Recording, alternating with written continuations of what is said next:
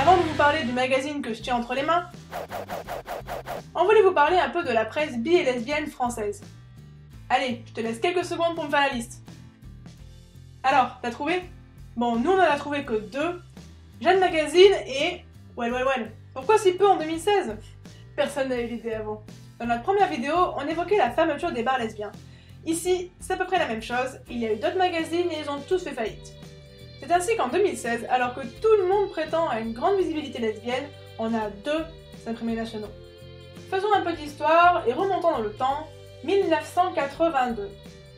Un premier magazine, Lesbia, qui sera ensuite renommé Lesbia Magazine pour faire dans l'originalité, est publié pour la première fois.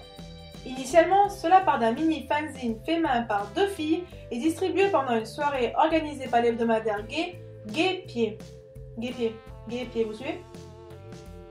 Suite à cette soirée, les rédactrices passent une annonce dans l'hebdomadaire Gay Pied afin de trouver des collaboratrices et c'est ainsi que le premier vrai numéro paraît dans l'année avec la volonté affirmée de, je cite, apporter la nouvelle preuve de la force et de la compétence des femmes et contourner l'assistance masculine.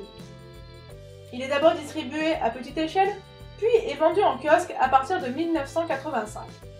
Il a pour volonté de promouvoir la vie associative féminine en mettant en valeur les associations locales ou en organisant des fêtes non mixtes. Les rédactrices y sont toutes bénévoles. Malheureusement, la concurrence des autres magazines se faisant grande, Lesbia Magazine devient une société à caractère commercial en 2008, ce qui ne l'empêchera pas de mettre la clé sous la porte en 2012.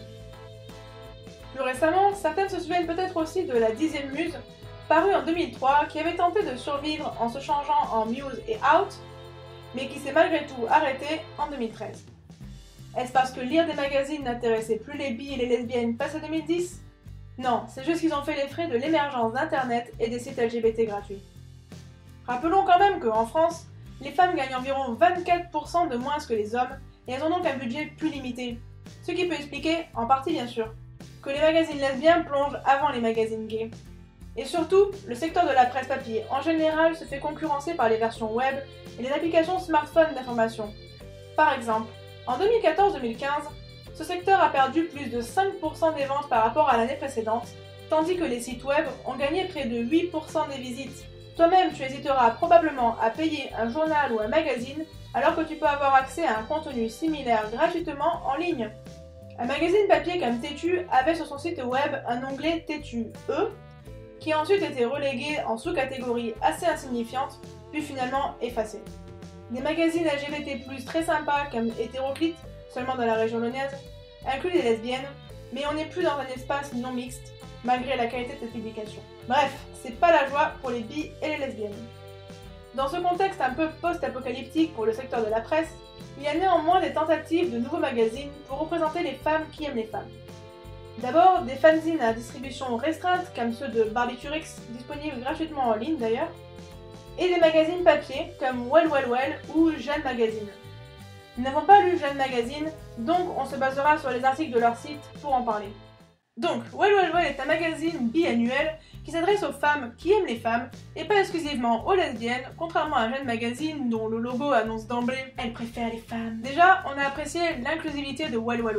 C'est pas parce qu'on lance un média plutôt non mixte qu'on est obligé d'exclure les bi, pan et autres, en plus de ne pas trop coller à la réalité de la société. C'est d'ailleurs illustré d'emblée avec une femme bi en une, Soko. Au niveau du contenu, beaucoup d'interviews. Et même sans connaître toutes les personnes interrogées, les thèmes abordés sont assez larges, du sport à la politique, avec toujours une mise en lumière du militantisme. C'est d'ailleurs ce qu'on a apprécié dans le magazine, beaucoup de féminisme et de revendications bigouines. C'est toujours intéressant de connaître la situation des bi et lesbiennes du monde, ou de celles oubliées de l'histoire, ou d'aborder les interviews autrement que pour avoir des ragots, avec une mention spéciale pour le sujet sur le genre des noms et l'utilisation du masculin dans la langue française. Du genre, le masculin l'emporte. C'est un sujet qui est souvent pris à la légère et c'est agréable de le trouver développé ici. Autre coup de cœur du numéro, le recueil de témoignages sur les violences conjugales dans les couples de femmes.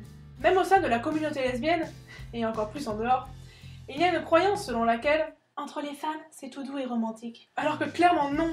Une femme peut être agressive, méchante, torturée psychologiquement. Ce qui est intéressant, c'est que l'un des témoignages est celui d'une femme plutôt âgée, avec son point de vue sur sa situation par rapport à son âge. Ça illustre aussi le fait que Well Well Well essaie d'être représentatif d'un maximum de femmes, et pas juste la tranche d'âge jeune adulte. Il y a aussi un dossier sur la PMA très intéressant, très complet, et un peu angoissant aussi. Bref, vous avez compris, on a aimé ce magazine, en plus il y a des super BD et des illustrations. Il est vendu en kiosque à Paris ou en commande sur le site internet. Il coûte 15 €. On comprend que ça fasse un peu cher, mais c'est à relativiser, ça fait que 30 € par an. Mais bon, ça peut en freiner certaines parce que c'est qu'un magazine, mais le point positif c'est qu'il n'y a aucune pub à l'intérieur. Si tu connais d'autres magazines papier Big Win, n'hésite pas à en parler, et dis-nous aussi ce que t'as pensé de Well Well Well.